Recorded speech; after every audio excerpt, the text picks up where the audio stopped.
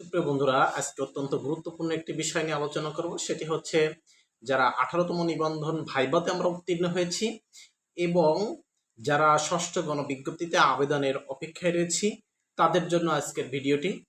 এই ভিডিওতে আমরা জানবো প্রতিষ্ঠান চয়েসের বিষয় সম্পর্কে। এখানে প্রতিষ্ঠান চয়েসের ক্ষেত্রে আমরা দুই ধরনের প্রতিষ্ঠান আমরা বাছাই করেছি। একটি হচ্ছে বড় প্রতিষ্ঠান আর একটি হচ্ছে ছোট প্রতিষ্ঠান। এই বড় প্রতিষ্ঠানে যদি আপনি চয়েস দেন তাহলে সেখানে আপনি কি কি সুযোগ সুবিধা রয়েছে এবং আপনার অসুবিধাগুলো কি আছে, এবং ছোট প্রতিষ্ঠানে যদি আপনি চয়েস দেন এবং সেখানে যদি আপনি চাকরিতে জয়েন করেন তাহলে সেখানে আপনার কি কি ধরনের সুযোগ সুবিধা এবং কি কি ধরনের অসুবিধা রয়েছে, বিস্তারিত আলোচনা থাকবে আজকের ভিডিওটা। তো যারা আজকে আমাদের এই চ্যানেলে নতুন, চ্যানেলটি সাবস্ক্রাইব করে সাথে থাকবেন এবং নিবন্ধন প্লাস চাকরি সম্পর্কিত যে কোনো তথ্য সম্পর্কে জানার জন্য আমাদের কমেন্ট বক্সে প্রশ্ন করুন, আমরা উত্তর দেওয়ার চেষ্টা করব। তো প্রথমত আসি আমরা বড় প্রতিষ্ঠান চয়েস, অর্থাৎ আমরা যারা 18তম নিবন্ধনে ভাইভায় উত্তীর্ণ হয়েছি তারা গণবিজ্ঞপ্তিতে 40টি প্রতিষ্ঠান চয়েস দেব। সেখান থেকে আপনাদের পছন্দের প্রতিষ্ঠানে আশা করি আপনাদের চাকরিটা হয়ে যাবে। সেক্ষেত্রে যারা বড় প্রতিষ্ঠান অর্থাৎ উপজেলার ভিতর নামকরা প্রতিষ্ঠান কিংবা জেলার ভিতর নামকরা প্রতিষ্ঠান কিংবা বিভাগীয় শহরে যে সকল প্রতিষ্ঠান রয়েছে নামকরা, সে সকল প্রতিষ্ঠানে আপনারা কি কি ধরনের সুযোগ সুবিধা পেতে পারেন সে বিষয় সম্পর্কে আজকের আলোচনা। তো প্রথমত হচ্ছে বড় প্রতিষ্ঠান যেগুলো, সেখানে আপনার হচ্ছে প্রথম যে সুবিধাটা সেটা হচ্ছে আপনার প্রতিষ্ঠানটি এক নামে সবাই ওই উপজেলা বা ওই জেলাতে সবাই চেনে। সেক্ষেত্রে সেখানে আপনি একটা প্রাতিষ্ঠানিক ভালো পরিচয় পাবেন। দ্বিতীয়ত হচ্ছে বড় প্রতিষ্ঠানে চাকরি করার ক্ষেত্রে বড় প্রতিষ্ঠানে একাধিক সেকশন থাকে, সেক্ষেত্রে স্টুডেন্টের সংখ্যাও অনেক বেশি থাকে, সেক্ষেত্রে আপনার কলিগের সংখ্যা অনেক বেশি। সেক্ষেত্রে আপনাদের কলিগদের ভিতরে একটা আন্ডারস্ট্যান্ডিং এবং একাধিক কলিগের সাথে আপনার এখানে পরিচয় হওয়ার সব থেকে বড় একটা সুযোগ। 3 নম্বরে যেটা বলবো সেটি হচ্ছে এখানে আপনি আপনার যে বেসিক স্যালারি থাকবে, এই বেসিক স্যালারি বা বেসিক যে বেতন থাকবে, বেসিক বেতনের উপর বড় বড় প্রতিষ্ঠানগুলো আপনাকে বেসরকারি একটা বিল দিয়ে থাকবে। অর্থাৎ বড় প্রতিষ্ঠানে আপনি প্রায় 40% বেতন পাবেন এক্সট্রা বেসরকারি বিল, কিংবা কোনো বড় বড় কোনো প্রতিষ্ঠানে 20% দেয়, কোনো প্রতিষ্ঠানে 30% দেয়, কিংবা ঢাকা শহর কেন্দ্রিক মানে মূল টাউন কেন্দ্রিক এখানে বড় প্রতিষ্ঠানে আপনি আপনার বেসিক স্যালারির সাথে আরও 50% বেসরকারি বিলও এখানে আপনার অ্যাড হবে। এটা হচ্ছে বড় প্রতিষ্ঠানে চাকরি করার ক্ষেত্রে সব থেকে বড় সুবিধা। অর্থাৎ আপনার যে মূল বেতন, সেই মূল বেতন, ধরেন আপনি একজন সহকারী শিক্ষক, সেখানে আপনার বেসিক স্যালারি 12,500, বিএড করা থাকলে 16,000। এর সাথে আপনাকে যদি আপনি বড় প্রতিষ্ঠানে জব করেন কিংবা শহর এলাকায় বিভাগীয় বড় কোনো প্রতিষ্ঠানে জব করেন, এর সাথে আপনার স্যালারির সাথে 40% এখানে অ্যাড হবে বেসরকারি বিল। এই সুবিধাটা আপনি পাবেন। দ্বিতীয়ত হচ্ছে এখানে আপনার স্টুডেন্ট সংখ্যা অনেক বেশি থাকবে। এছাড়াও পরিবেশটা অনেক সময় বড় প্রতিষ্ঠানে পরিপাটি হয়, খুব সুন্দর গোছানো পরিবেশ হয়। যেহেতু এখানে স্টুডেন্টের সংখ্যা বেশি, প্রতিষ্ঠান বড়, এখানে আপনাকে সবকিছু নিয়মকানুন মেনে আপনাকে পরিচালিত হতে হবে। কিছু অসুবিধার ক্ষেত্রে বলবো সেটা হচ্ছে যেহেতু এখানে স্টুডেন্ট বেশি, সেহেতু এখানে সেকশনও অনেক।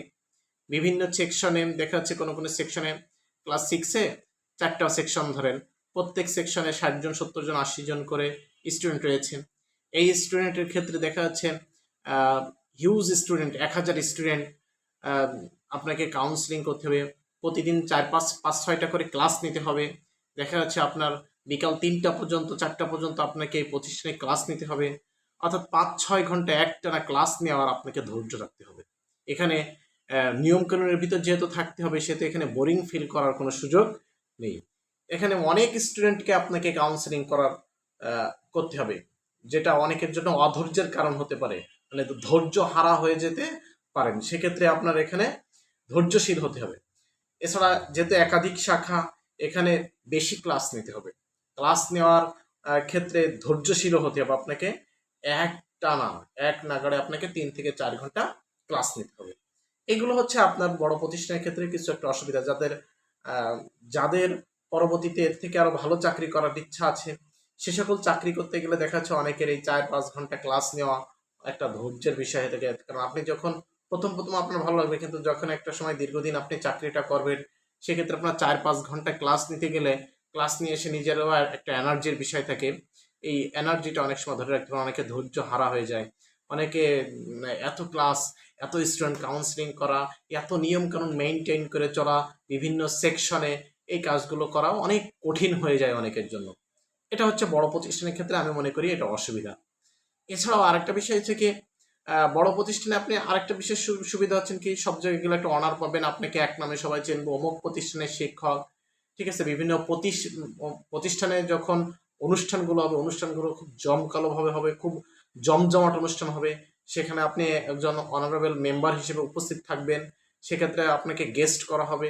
এই এই যে সম্মান, এই যে সুযোগ সুবিধা, এগুলো হচ্ছে বড় প্রতিষ্ঠানের ক্ষেত্রে আপনি পাবেন।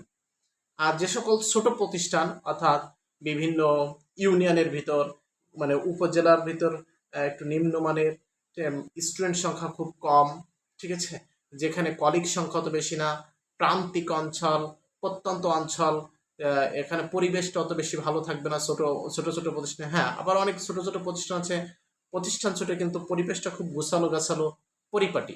কিন্তু বেশিরভাগ ক্ষেত্রে ছোট ছোট প্রতিষ্ঠানের ক্ষেত্রে দেখা যাচ্ছে ভালো একটা বিল্ডিং নাই, ভালো একটা প্রতিষ্ঠানের লেখাপড়ার উপযুক্ত পরিবেশটা নাই।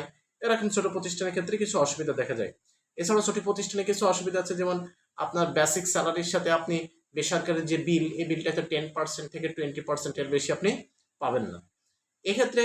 তবে আরেকটা বিশেষ যে সুযোগ সুবিধাটা যেটা পাবেন, এখানে কিন্তু আপনার ক্লাস সংখ্যা কম, মাত্র মাত্র 3 থেকে 4 ঘন্টা ক্লাস না, মাত্র 2 থেকে 3 ঘন্টা ক্লাস, কিংবা এক নাগাড়ে আপনার ক্লাস থাকে না।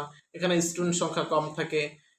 এখানে আপনাকে দীর্ঘ সময় এখানে ক্লাসে উপস্থিত, মানে বিকাল 4-5টা 3টা 4টা পর্যন্ত আপনাকে ক্লাসে উপস্থিত থাকা লাগবে না।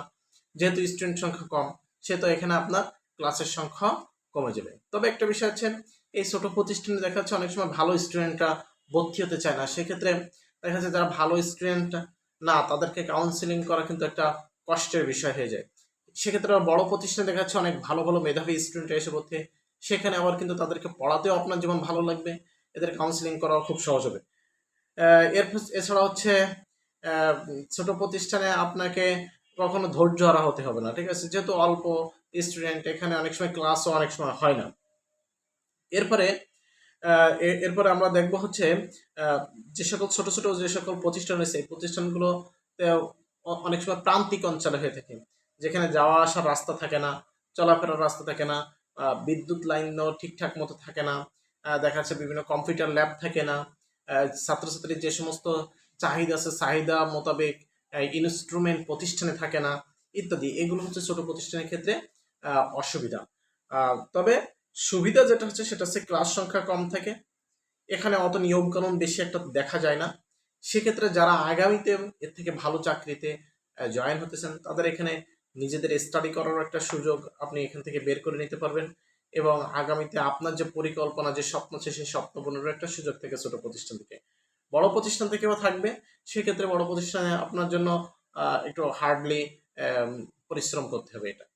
তো এটা হচ্ছে বড় প্রতিষ্ঠান এবং ছোট প্রতিষ্ঠানের ক্ষেত্রে সুযোগ সুবিধা।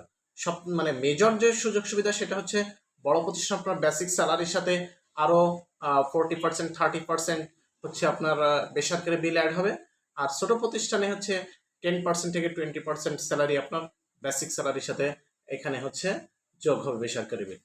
তো এই বিষয়গুলো ছিল হচ্ছে প্রতিষ্ঠান চয়েসের ক্ষেত্রে।